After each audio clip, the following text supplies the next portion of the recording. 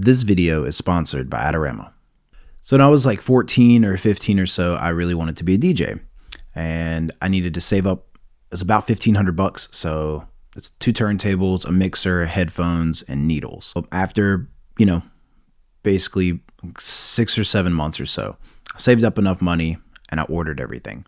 But I didn't have enough money for vinyl, right? And so back then, in order to scratch on a turntable or to be a DJ, you had to have records. I didn't have any, and I ended up finally buying one. I ended up finally buying one record, and it was Easy Does It by Eazy-E. I could scratch, but I couldn't do like beat juggling or anything because I didn't have 2 records. About this time, Turntable Lab NYC was going out of business, right? They were announcing that they were going under, and simultaneously, music was sort of shifting to digital, at least in the DJ world. CDJs had already come out from Pioneer. They were super popular, and you could run everything off of CDs. So CDs, you could put MP3s on them. It was more efficient, but I still wanted the actual feel of being a DJ.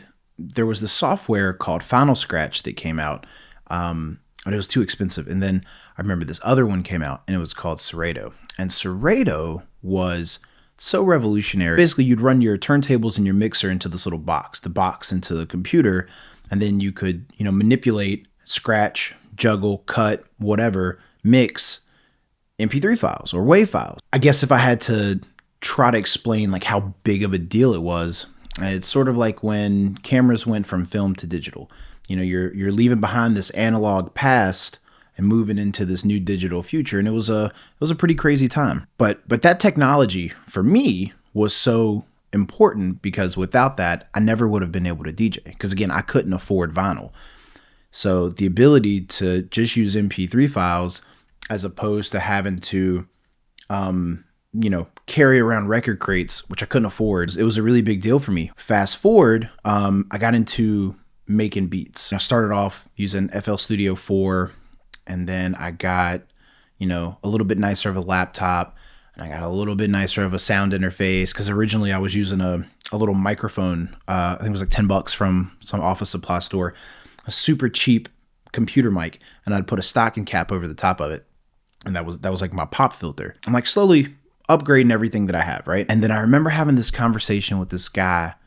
We became friends on DJ forums, and I told him I was thinking about buying a beat machine, like an MPC, because during that time, people who made beats on a computer, it was really like, I don't know, people didn't take you serious. It was really like frowned upon, and in stark contrast to what it is today, right? Obviously today, like music really isn't made without a computer in most ways, right? Even if it's like a guitar player, he's still tracking it into a computer. You know what I mean? And a computer is such a quintessential part of this whole music, in modern times. But back then, you were a scrub if you were making beats in FL Studio. So anyway, I tell this guy, I'm like, yeah, I wanna make this big purchase, and he was like, well, why? Like, what's it gonna do for you?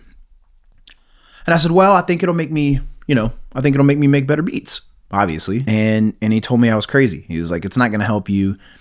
There's nothing that beat machine is going to do for you that you can't already do now. And I kept telling him, I said, I really want the tactile feel. That's what I kept saying. I was like, I really want to like touch drum pads, right? I want the big set of blocks, and I want to, that's what I wanted. And I guess my thinking back then was, if I got this, drum machine, I could, I could record vocals. I could do, it's basically a whole production studio in like a box. Then this company called Roland, who's like really famous for music instruments, mainly like keyboards and stuff, is what I've always, drum machines, the 808, Roland 808. Roland came out with this thing called the MV8000. And it was basically like an MPC, but with like an 8-track recorder, and had this little like $200 and some module you could like plug into the back of it to make it look like a worse version of FL Studio. I saw this and I had to have it. So I started saving. At this point, I'm working at Piggly Wiggly as a bag boy. And so I'm saving money. And then finally the day comes, right? And I got to buy it. So it's like $2,300 for that. It's like $200 for the VGA thing. And then I have a monitor, right? I have my, computer monitor. And the day comes, man, it finally comes in, and I'm so excited to get it. And I get off of work and I go and I like lock myself in my room and I plug it up. and I'm trying to figure it out. And I absolutely hated it. It was super archaic, and it was incredibly unintuitive. There was just nothing good about it. The pads worked. They were like velocity pads, and that worked really good. But the system itself was so ass backwards from what I had learned on a computer, you know? And at this point, I'm making beats on a computer for like a year or so, right? You know, year and a half, almost 2 years. And I've been DJing, right? So my workflow is super different. And I'm looking at this thing, and I just knew that I had to have it. But then as I get it in my hands, I realized, like, man, I made a terrible mistake, right? And I remember my mom asking me, she was like, "Hey, Steven, you know, how's it going? How you liking your new thing?" I'm like, it's great. You know, it's an excellent, you know, yeah, no, it's great. I love it. I love it.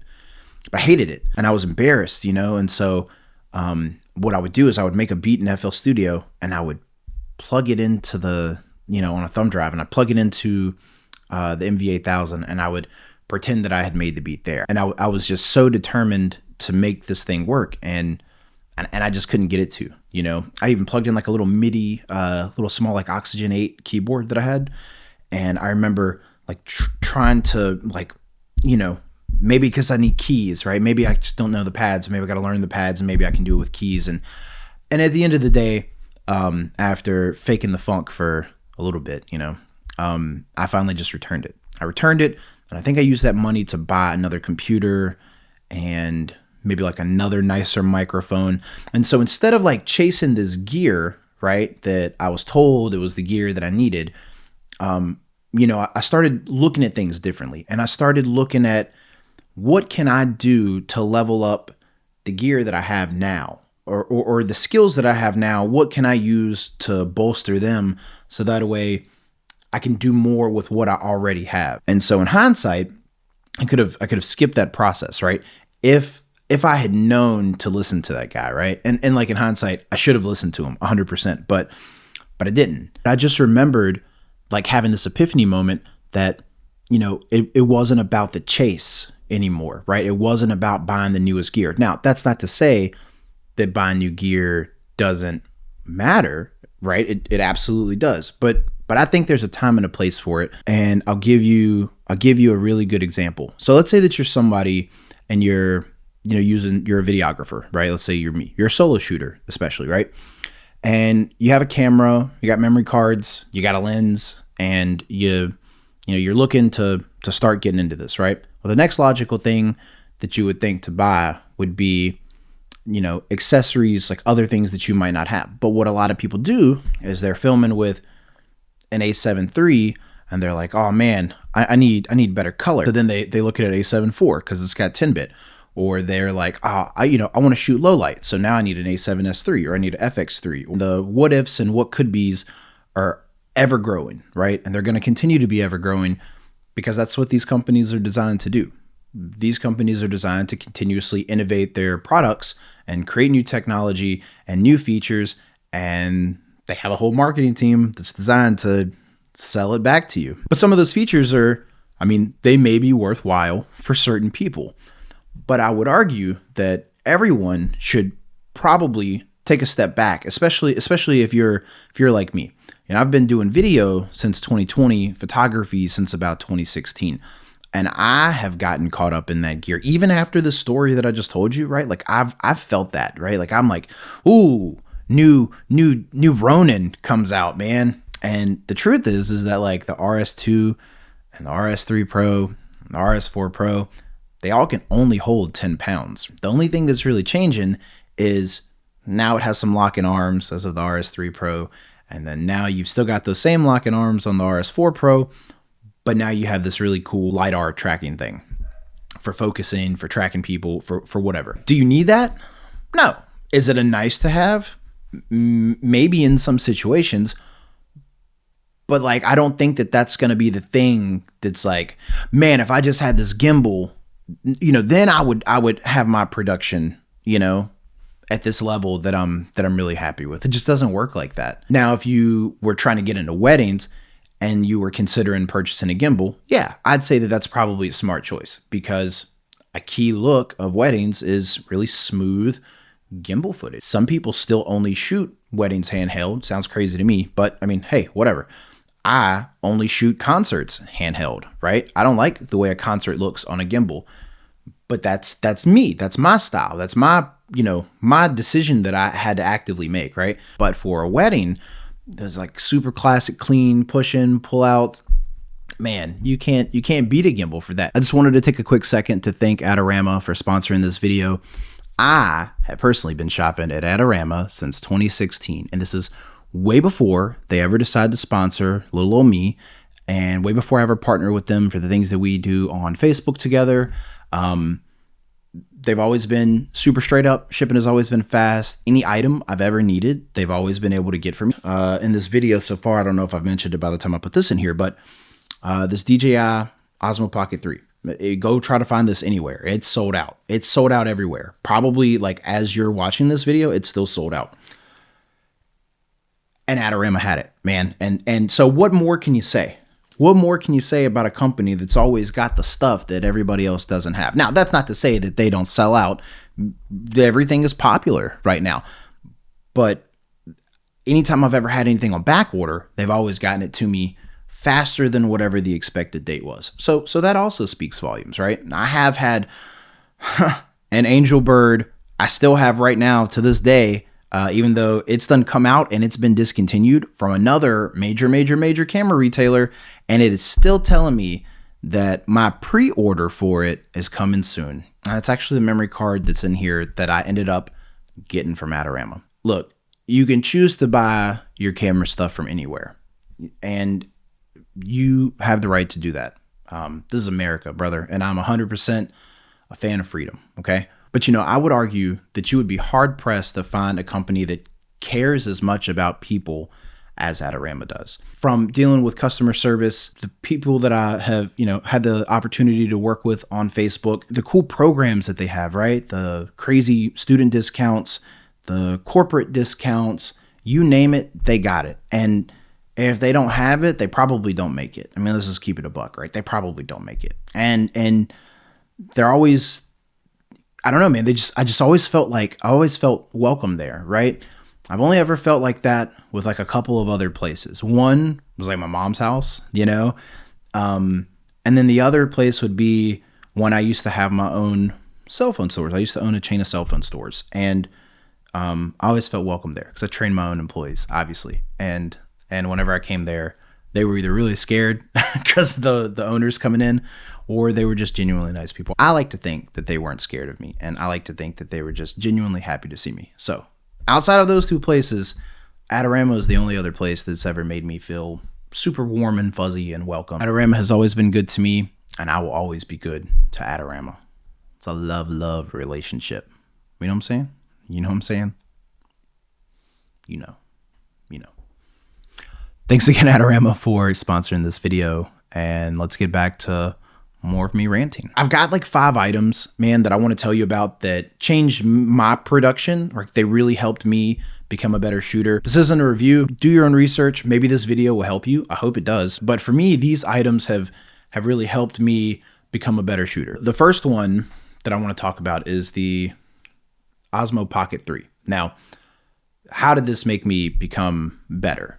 For me, my entire purpose of buying this was, one, to be able to shoot behind the scenes footage, because as a solo shooter, it is 99.6% guaranteed that I'm going to be alone on these shoots. And so I can take this and I can set this somewhere and I can film myself. I can, draw a little box around me and it'll follow me around until the battery dies. The video is good. It's got 10-bit color, which is pretty crazy. I've actually cut this footage together with some FX6 footage and it looks good after a little bit of color grading. I mean, like it matches, like you would be hard pressed to tell. And again, I bought this with the purpose of being able to record myself. So, filming myself, doing stuff behind the scenes, so that way I can market it and hopefully, show people what I'm doing, and then maybe they'll want to get more video, right? Or get some video for the first time, whatever the case may be. This is mainly as if you have at least 2 cameras or more, is some sort of a time code system. I have the Deity TC-1. It made the most sense for me because I could buy a 3-pack. I think they were $550. They're normally $200 each, so you save $50 if you if you're buying 3 at a time. The reason I bought these is because I was shooting these multicam weddings, and I would spend so much time syncing the microphones up, syncing the footage up, cutting it, you know, sliding it this way, sliding it that way, 2 frame, 2 frame, 2 frame, go back 1 frame, go back 1 frame, right? And it was a huge time suck. I probably could have saved 2 to 3 hours total, right? And that's a lot of time, especially if you're like me and you're shooting a lot of weddings, you know? And it just makes everything easy. It's like one button, everything syncs up. It's a super easy process, and that's what I'm trying to do, right? I'm trying to like get there and tap a button, everything's ready to go, cool. All right, let's roll, let's shoot. So I really enjoy that. That has been an absolute game changer. Again, it's probably the least sexy product, right? It doesn't shoot anything. It doesn't do anything. And its sole purpose is just to help you in the edit. The third product I want to share with you guys today that really helped me take my production to another level was just a dedicated microphone system or like a lavalier system. And I didn't really want to go wireless. I have some wireless mics, but these are my most reliable ones. So this is a Zoom F2. This one is the Bluetooth edition. I even have a white one. Now, the white one you can't get in North America. You have to order it from overseas. I think I got mine from Germany at some store, some like audio store. I don't know why they don't sell it. Zoom, if you see this, sell the white one here in America. It's pretty silly that you don't, you know, whatevs. Anyway, so when I do a wedding, I mic up the bride, the groom, and the officiant. So obviously I use the white one for the bride, and then this one for the groom, and another black one for the officiant. As I took a moment from the chaos this morning to write these vows, I thought about our time engaged. Leading up to this very moment, I was constantly asked questions like, how are you feeling? And are you nervous yet? The stock live is, you know, it's good enough. It's good enough for me. And with a little bit of, you know, post magic, right? Do some EQ, maybe some noise reduction if it's ruffling, right?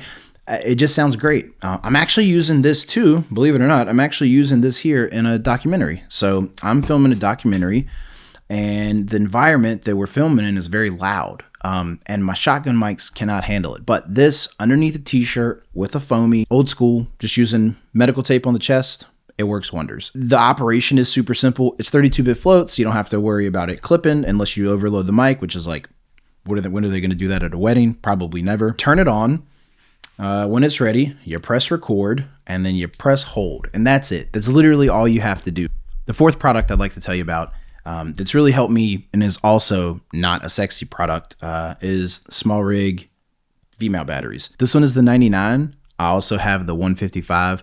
Both of them, they both take 65 watt fast charging via USB-C, so you don't need those big crazy V-mount chargers. And in case of somebody using like a FX3 or a FX30, this is great because, you know, you could run the D-tap to your monitor, and then your USB-C, because this also has power delivery. So you could use power delivery, the USB-C directly into your USB-C port of your camera, and then boom, an FX3 and FX30, you're probably going to run 6, 7, 8 hours, I would imagine, depending on how strong your monitor is. But, because they're just such big batteries, right? And those cameras are very low power cameras, only take 7.5 watts. So yeah, V-mount batteries, not sexy, 100% dependable, and probably a great addition to your bag if you don't already have them. And lastly, the product that I think changed my production quality the most are lights. Like when I'm out and about, I don't leave my house without the Amaran COB 60X.